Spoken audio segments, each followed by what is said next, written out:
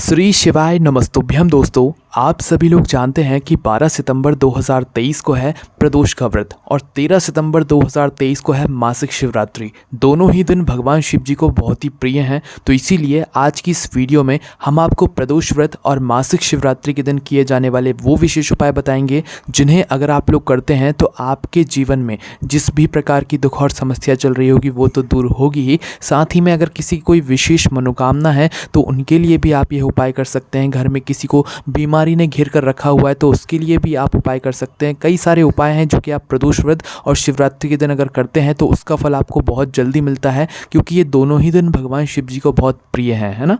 तो चलिए दोस्तों, सबसे पहले हम लोग बात करते हैं 12 सितंबर 2023 जिस दिन है प्रदोष का व्रत, और यह भाद्रपद मास का जो है प्रदोष व्रत है, इसीलिए ये बहुत ही ज़्यादा खास प्रदोष व्रत है। तो दोस्तों, अगर आप प्रदोष व्रत के दिन यह वाला उपाय करते हैं तो इससे भगवान शिव आपसे बहुत ज़्यादा प्रसन्न होते हैं। और दोस्तों, हम आपको बता दें कि इस उपाय को आपको जब करना है जब आपकी कोई विशेष मनोकामना हो, मन में आपने कोई बात सोची हुई हो और वह आपको पूर्ण करवाना हो, तब करना है ना। इस उपाय में आपको आवश्यकता होगी 7 बेलपत्री की। कितनी बेलपत्री की? 7 बेलपत्री, है ना। तो 7 बेलपत्री बिना कटी पिटी आपको अच्छे से भगवान शिव जी के मंदिर लेकर पहुंचना है प्रातःकाल सुबह सुबह। आप चाहो तो अपने साथ 1 लोटा जल भी लेकर पहुंच सकते हो। उपाय में शुद्धता विशेष रूप से आप लोग ध्यान रखिएगा, है ना। तो 1 लोटा जल चाहो तो लेकर जा सकते हो, अन्यथा उपाय में मात्र 7 बेलपत्री का ही उपयोग होगा। साथ ही में पीला चंदन या कुछ चावल वगैरह लेकर जाना चाहो तो वो भी जा सकते हो आप साथ में चढ़ाने के लिए, ठीक है। तो करना क्या है, भगवान शिव जी के मंदिर पहुँचे प्रातःकाल सुबह सुबह, भगवान शिव जी पर आपने जल चढ़ाया, बेलपत्र जो आप मतलब अलग से फूल वगैरह जो आप लेकर आए हो पूजन के लिए वो आप चढ़ा सकते हो। उसके बाद में जैसे ही आपकी पूजन हो जाए उसके बाद में आपको अब उपाय शुरू करना है।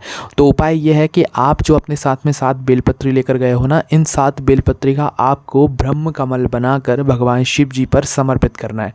अब आप कहोगे कि ये ब्रह्म कमल क्या होता है, तो ब्रह्म कमल नाम से ही समझ आ रहा है कि ये कमल का एक आकार है, एक स्वरूप है। तो आपको मात्र करना यह है कि जो 7 बेलपत्री आप उपाय के लिए लाए हो इसका आपको ब्रह्म कमल बनाना है। ब्रह्म कमल कैसे बनेगा, मतलब एक कमल का आपको आकार देना है, स्वरूप देना है। उसके लिए आपको करना ये होगा, पहले तो आप इन 7 बेलपत्री को एक साथ जमा लो, है ना। मतलब बीच वाली जो डंडी होगी ना, जो बेलपत्री की डंडी होती है, उन सभी को एक साथ जमा लो, मतलब 7 बेलपत्री को। और जमाने के बाद आपको क्या करना है कि जो बेलपत्री की डंडी होगी उनको नीचे से पकड़ लो। पकड़ने के बाद इन 7 बेलपत्री को एक दूसरे के साइड में फैला दो। फैलाने के बाद ऐसा करना है कि ये गोलम गोल पूरा आकार ले लें। क्या करना है, ये 7 बेलपत्री पूरा गोलम गोल आकार ले लें, कमल के फूल की तरह, है ना।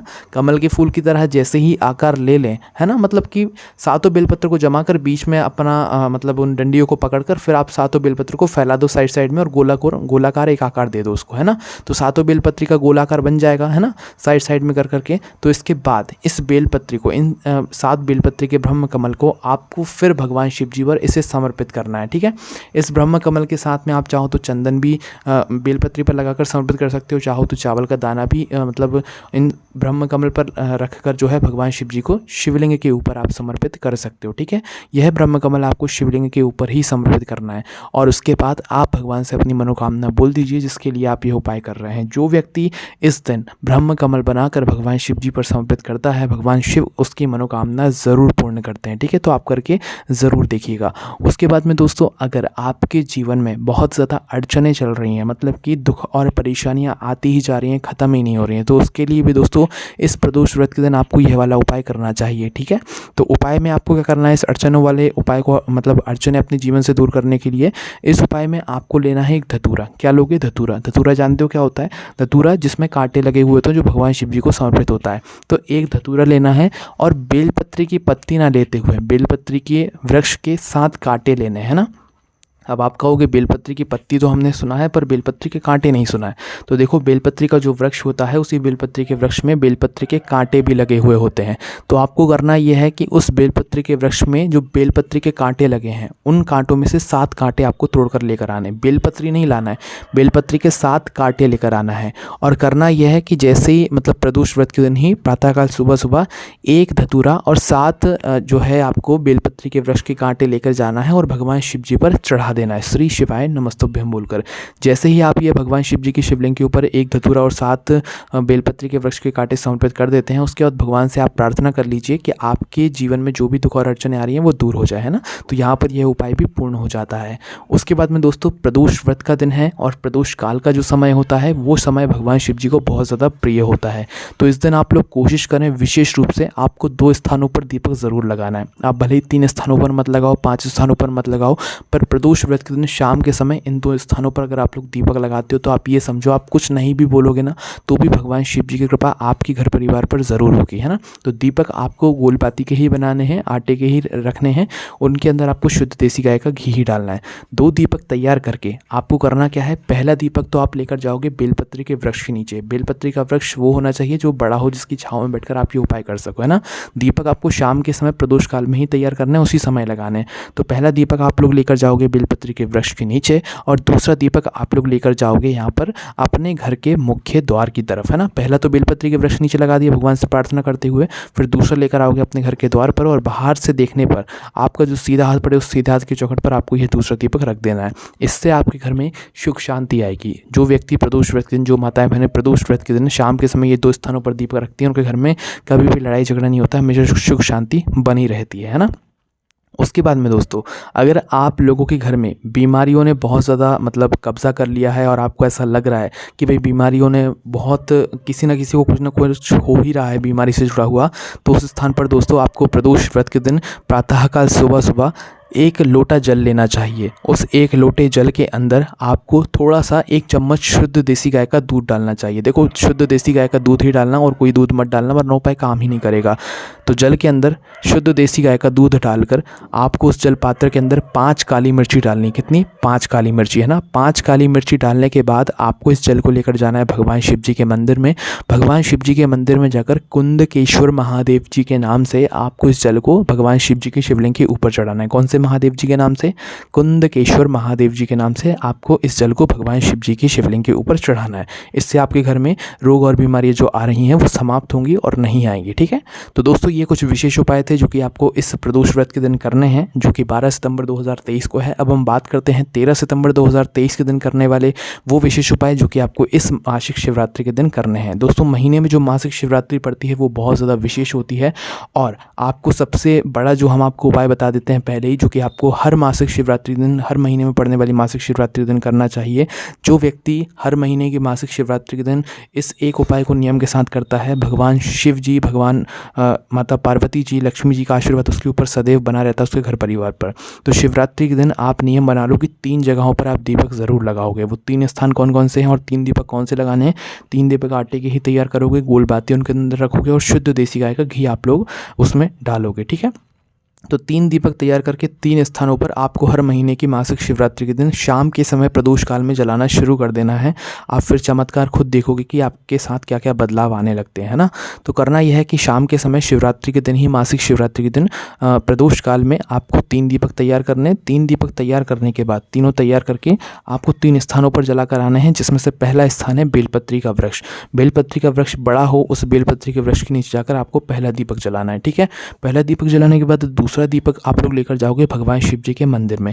भगवान शिव जी के मंदिर में या तो आप दीपक जलाओ या भगवान शिव जी के मंदिर की चौखट पर आप लोग ये दीपक जला दो, ठीक है, दूसरा वाला। तीसरा दीपक आप लोग लेकर जाओगे आंवले के वृक्ष के नीचे, ठीक है। तो आंवले के वृक्ष के नीचे जाओ तीसरा दीपक लेकर और वहाँ पर जाकर ये दीपक जला दो। इस दीपक से आपको आरती नहीं करनी है, मात्र जलाकर भगवान के सामने रख देना है। पहला बेलपत्री के वृक्ष के नीचे, दूसरा भगवान शिव जी के मंदिर में या चौखट में और तीसरा आंवले के वृक्ष के नीचे, ठीक है। तो आप इस नियम को आज मतलब इस बारी शिवरात्रि से चालू कर दें। आप खुद देखेंगे कि 3 महीने की शिवरात्रि पर ही आप इस उपाय को कर लेंगे तो आपको बहुत सारे फलों की प्राप्ति हो जाएगी। और जब आप बेलपत्री के वृक्ष के नीचे भगवान शिव जी के मंदिर में और आंवले के वृक्ष के नीचे ये दीपक रखें ना, तो उस समय आप भगवान शिव जी के सामने, भगवान के सामने झोली फैलाकर और भगवान शिव जी, माता पार्वती जी और लक्ष्मी जी का स्मरण ज़रूर कीजिएगा, ताकि भगवान की कृपा आप पर सदैव बने रहे, ठीक है। तो ये उपाय यहाँ पर पूर्ण हो जाता है। उसके बाद में दोस्तों बात करते हैं अगले उपाय के बारे में। तो दोस्तों यह जो उपाय है ये आप चाहें तो प्रदोष व्रत के दिन भी कर सकते हैं और और मासिक शिवरात्रि के दिन भी कर सकते हैं, है ना। दोनों ही दिनों पर करेंगे, दोनों ही दिनों पर किए जाने का इसका आपको विशेष फल मिलेगा, है ना। पर कब करना है, जब आपके जीवन में दुख और समस्याएं बहुत ज़्यादा बढ़ रही हैं और आप परेशान हो रहे हो, तो उस स्थान पर आपको करना यह है कि 1 लोटा जल लेना है। कितना? 1 लोटा जल लेना है। उस 1 लोटे जल के अंदर डालना है आपको 1 शमी पत्र। कितना? 1 शमी पत्र। 5 बेलपत्री। कितनी? 5 बेलपत्री। और उसके बाद में आपको डालना है 7 चावल के दाने। कितने? 7 चावल के दाने। और ये 7 चावल के दाने ध्यान रखना कि टूटे हुए नहीं होने चाहिए, 7 अच्छे अच्छे साबुत चावल के दाने होने चाहिए। तो 1 शमी पत्र, 5 बेलपत्री और 7 चावल के दाने आपको एक जलपात्र के अंदर डालना है।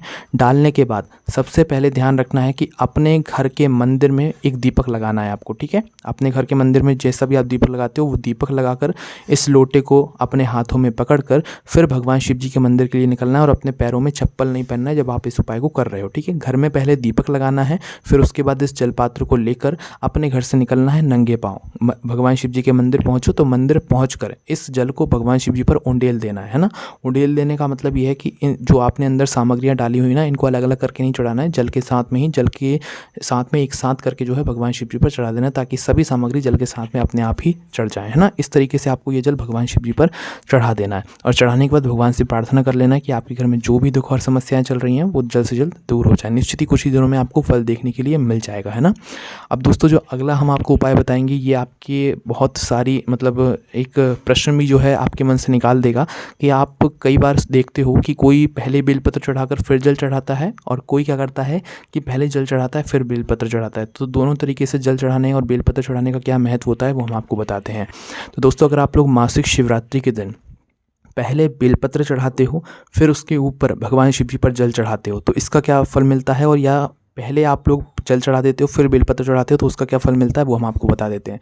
देखिए, जो व्यक्ति मासिक शिवरात्रि के दिन या किसी भी दिन पहले भगवान शिव जी पर बेलपत्री चढ़ाता है फिर उसके बाद उसी बेलपत्री के ऊपर भगवान शिव जी के शिवलिंग के ऊपर जल चढ़ाता है तो उसके ऊपर कभी रोग नहीं आते हैं या उसके घर परिवार के ऊपर कभी रोग नहीं आते। वो रोग मुक्ति के लिए इस तरीके से जो है बेलपत्री और जल चढ़ाए जाते हैं, पहले बेलपत्री फिर जल चढ़ाया जाता है रोग मुक्ति के लिए।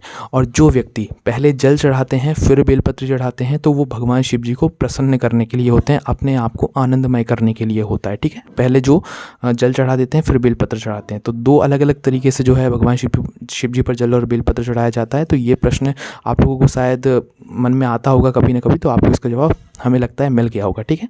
उसके बाद में दोस्तों इस मासिक शिवरात्रि के दिन आप एक बहुत ही विशेष उपाय कर सकते हैं जिससे आपकी मनोकामना पूर्ण होगी।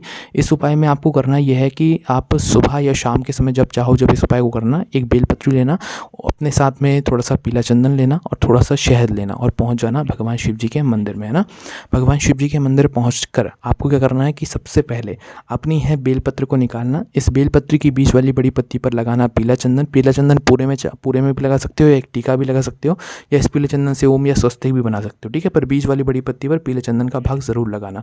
उसके बाद में इस बेलपत्री के मध्यस्थ जोड़ पर, मध्यस्थ जोड़ क्या कहने का मतलब है कि जो मतलब भगवान जो बेलपत्री होगी 3 पत्तियों की, और उन 3 पत्तियों की जो डंडी जहाँ पर आकर मिल रही होगी ना उस बेलपत्री में, उस बेलपत्री को उस मध्यस्थ जोड़ पर थोड़ा सा शहद लगाकर फिर इस बेलपत्र को आपको भगवान शिव जी पर चढ़ाना है, अपनी मनोकामना को करते हुए श्री शिवाय नमस्तुभ्यम बोलते हुए, ठीक है।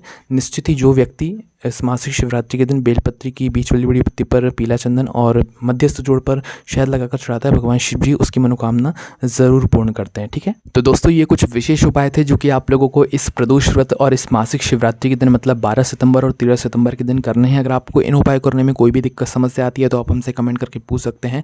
बाकी ये सारे उपाय और जानकारी आप हमारी वेबसाइट भोलेनाथभक्ति.com पर जाकर भी पढ़ सकते हैं। आपको कोई भी समस्या आती है आप हमसे कमेंट करके पूछ सकते हैं। ओम नमः शिवाय, जय भोले बाबा, श्री शिवाय नमस्तुभ्यम।